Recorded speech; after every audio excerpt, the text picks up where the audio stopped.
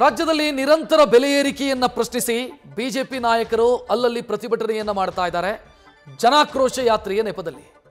ಈ ಮಧ್ಯೆ ದರ ಏರಿಕೆಯ ವಿಚಾರದಲ್ಲಿ ಮಾಜಿ ಶಾಸಕ ಪಿ ರಾಜೀವ್ ಮಾತನಾಡಿದ್ದಾರೆ. ದರ ಏರಿಕೆ ಮಾಡಿದ್ದಕ್ಕೆ ಡಿಕೆಶಿಗೆ ಯಾವುದರಲ್ಲಿ ಹೊಡಿಬೇಕು ಅಂತ ಅವರು ಅತಿರೇಕದಿಂದ ಮಾತನಾಡಿದ್ದಾರೆ.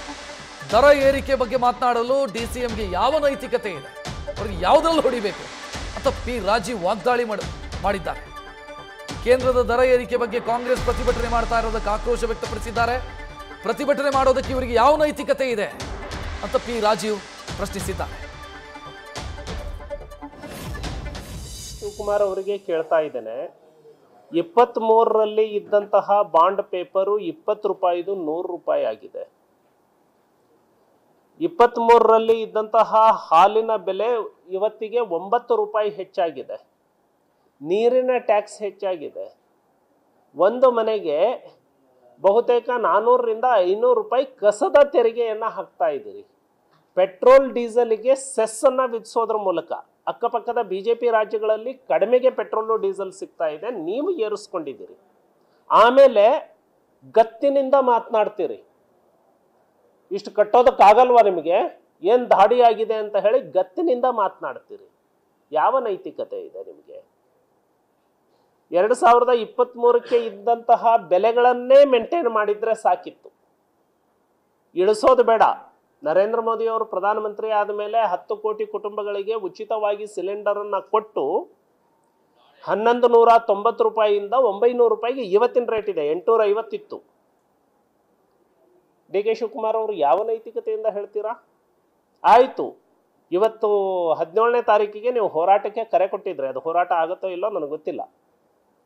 ಆ ಹೋರಾಟ ನೀವು ಮಾಡ್ತೀರಿ ಅಂದರೆ ಇಷ್ಟು ಏರಿಸಿದ್ದಕ್ಕೆ ಡಿ ಕೆ ಶಿವಕುಮಾರ್ ಅವರು ನೀವೇ ಹೇಳಿ, ನಿಮ್ಮ ವಿರುದ್ಧ ಏನು ಮಾಡಬೇಕು, ನಿಮ್ಮನ್ನ ಏನು ತಗೊಂಡು ಹೊಡಿಬೇಕು? ಈ ಬಗ್ಗೆ ಹೆಚ್ಚಿನ ಡೀಟೇಲ್ ನೀಡೋದಕ್ಕೆ ನಮ್ಮ ಪ್ರತಿನಿಧಿ ಶ್ರೀಕಾಂತ್ ನೇರ ಸಂಪರ್ಕದಲ್ಲಿ. ಶ್ರೀಕಾಂತ್, ಬೆಲೆ ಏರಿಕೆಯ ಬಗ್ಗೆ ಪ್ರಶ್ನೆ ಮಾಡೋದಕ್ಕೆ, ಆಕ್ರೋಶ ವ್ಯಕ್ತಪಡಿಸೋದಕ್ಕೆ ಎಲ್ರಿಗೂ ಹಕ್ಕಿದೆ, ಆದರೆ ಬಳಸುವಂತ ಶಬ್ದಗಳ ಮೇಲೆ ಹಿಡಿತಾ ಇರಬೇಕು ಅಂತ ಅನ್ಸುತ್ತೆ.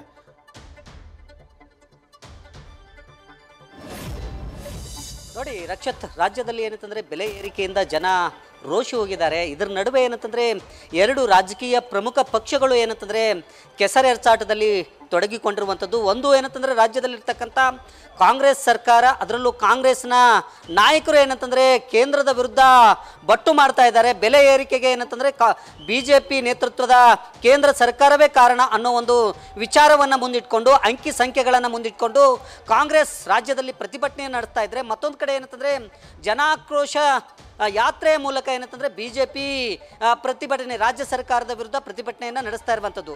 ಎಲ್ಲೋ ಒಂದು ಕಡೆ ಏನಂತಂದರೆ ಈ ಬೆಲೆ ಏರಿಕೆಗೆ ರಾಜ್ಯದಲ್ಲಿರ್ತಕ್ಕಂಥ ಕಾಂಗ್ರೆಸ್ ಸರ್ಕಾರವೇ ಕಾರಣ. ಕಾಂಗ್ರೆಸ್ ಅಧಿಕಾರದಲ್ಲಿ ಬಂದಂಥ ಸಂದರ್ಭದಲ್ಲಿ ಈ ರೀತಿಯಾದಂಥ ಏನಂತಂದರೆ ಬೆಲೆ ಏರಿಕೆ ಆಗುತ್ತೆ, ಜೊತೆಗೆ ಇದಕ್ಕೆ ನೇರವಾಗಿ ಏನಂತಂದರೆ ಕಾಂಗ್ರೆಸ್ ಸರ್ಕಾರವೇ ಕಾರಣ ಅಂತೇಳಿ BJPಯು ಸಹ ಒಂದು ಪ್ರತಿಭಟನೆಯನ್ನು ನಡೆಸ್ತಾ ಇರುವಂಥದ್ದು, ಯಾತ್ರೆಯನ್ನು ನಡೆಸ್ತಾ ಇರುವಂಥದ್ದು.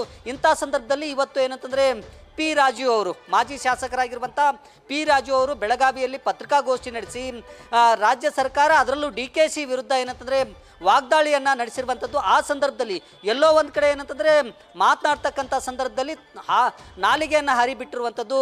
ಏನು DK ಶಿವಕುಮಾರ್ ಅವರು ಬೆಲೆ ಏರಿಕೆ ವಿಚಾರದಲ್ಲಿ ಮಾತನಾಡ್ತಾ ಇದ್ದಾರೆ, ಅಂಥ ಸಂದರ್ಭದಲ್ಲಿ ಅವರನ್ನು ಯಾವುದರಲ್ಲೇ ಹೊಡಿಬೇಕು ಅನ್ನೋ ಒಂದು ಪ್ರಶ್ನೆಯನ್ನು ಮಾಡೋ ಮೂಲಕ ಎಲ್ಲೋ ಒಂದು ಕಡೆ ಏನಂತಂದರೆ ತಾವು ಮಾತಿನ ಬರದಲ್ಲಿ ನಾಲಿಗೆಯನ್ನು ಹರಿಬಿಟ್ಟಿರುವಂಥದ್ದು. ಈ ವಿಚಾರಕ್ಕೆ ಸಂಬಂಧಪಟ್ಟಂತೆ ಭಾಳಷ್ಟು ಕಾಂಗ್ರೆಸ್ನಿಂದ ಟೀಕೆಯೂ ಸಹ ಕೇಳಿ ಬರ್ತಾ ಇದೆ. ಒಟ್ಟಾರೆ ಏನಂತಂದರೆ ಕಾಂಗ್ರೆಸ್ ಮತ್ತು BJP ನಡುವೆ ಈಗ ದರ ಏರಿಕೆ ಸಮರ ರಾಜ್ಯದಲ್ಲಿ ಹೆಚ್ಚಾಗಿರುವಂಥದ್ದು. ರಕ್ಷತ್, ಥ್ಯಾಂಕ್ ಯು ಶ್ರೀಕಾಂತ್ ಮಾಹಿತಿಗೆ. ನ್ಯೂಸ್ ಫಸ್ಟ್, ನಿರ್ಭೀತಿಯಿಂದ ನಿಮ್ಮ ಪರವಾಗಿ.